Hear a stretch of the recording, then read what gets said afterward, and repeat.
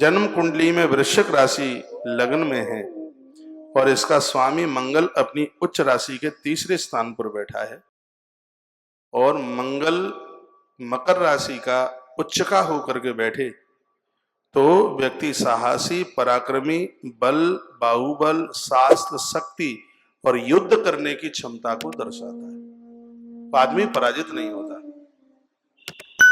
लग्न में हो 8वीं राशि वृश्चिक और तीसरे भाव में मकर के साथ में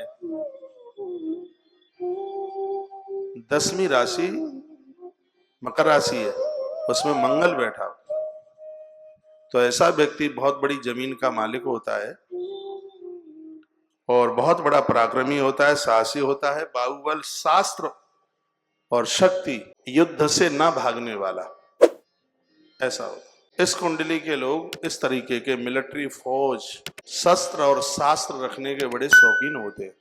हलधर बलराम जी की कुंडली में ये योग, ये वाला जो मैंने आपके बीच में निवेदन किया। अब इनके चतुर्थ स्थान का स्वामी शनि अपनी उच्च राशि में 12वें स्थान में, 6 ग्रह इनके ऊंचे होके बैठे। तो हर जन्म पत्री में कुंडली में होते नहीं है, 6 ग्रह ऊंचे।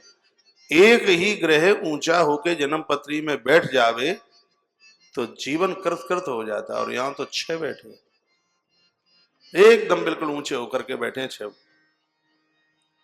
शनि 12वें स्थान पर बैठा हुआ है, जाकर के 12वें भाव में बैठा हुआ है।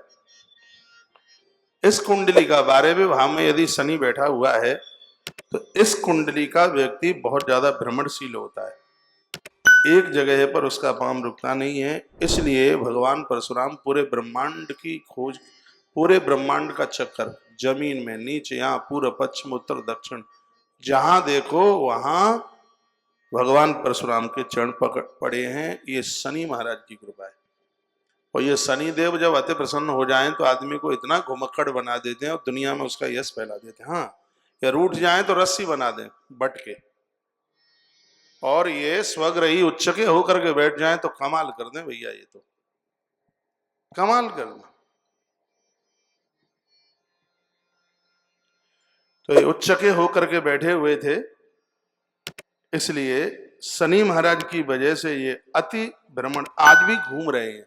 भगवान परशुराम जी एक जगह बैठे कहाँ हैं, भ्रमण कर रहे हैं, चल रहे हैं, कभी महेंद्राचल पर्वत, कभी महाकाल की नगरी, हाँ, कहीं कभी वृंदावन का गरुण गोविंद, तो कभी आगरा का मन कामेश्वर, ये चल ही रहे हैं, ये रुकने वाले नहीं है। हाँ, शनि महाराज ऊंचे होकर के बैठे इनकी कुंडली में, चौथे भाव में। 5वें भाव में शुक्र ऊंची राशि का बैठा है, मीन का, तो उसका फलादेश हो गया विद्या, विद्वता, धर्म रक्षक, सत्यवादी और धर्म की स्थापना करने वाला। यदि किसी की कुंडली में 5वें भाव में राशि हो मीन और शुक्र बैठा हो, 100% वह व्यक्ति परमार्थी, धर्म की स्थापना करने वाला, उसके द्वारा कभी धर्म बिगड़ेगा नहीं, शास्त्रज्ञ, ज्ञाता और साधु जीवन में अपनी जिंदगी का निर्वहन करता है।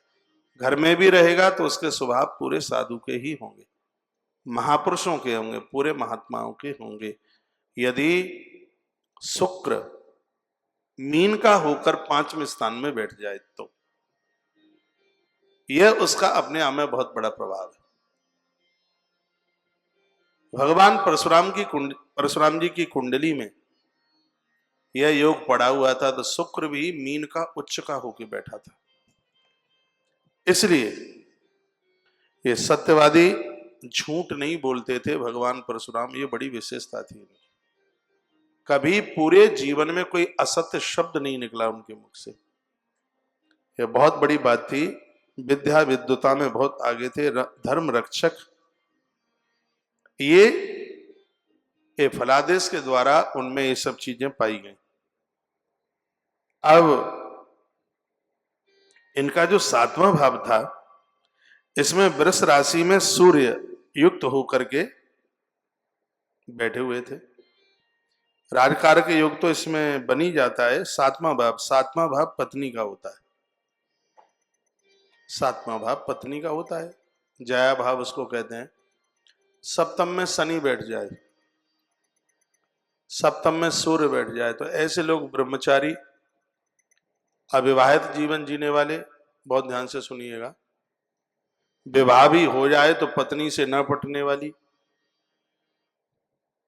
इस कुंडली के जो लोग हैं, जिनका 7वें भाव में सूर्य बैठा हो, शनि बैठा हो, केतु बैठा हो, तो उनकी ऐसी स्थितियां परिस्थितियां बन जाती हैं। अब मैं वृंदावन में जब आया तो मैं तो गणित का विद्यार्थी रहा हूं, तो शुरू में मैंने 150 जन्म पत्रियां बनाई थी अपने विद्यार्थी काल में। लेकिन इसका अर्थ ये नहीं है कि तुम अपनी जन्म पत्रियां मुझे दिखाने को ले आओ, मेरे गुरुजी ने मुझे मना किया है। हाँ, मेरे गुरुजी ने कहा है गंडा ताबीज बनाने वाला और ये जन्म जन्म पुत्रियां देखने वाला का भगवान को प्रार्थना करो, सब काम प्रार्थना ही से होगा। जन्म पत्रियां तो मैं नहीं देखता जन्म पत्री।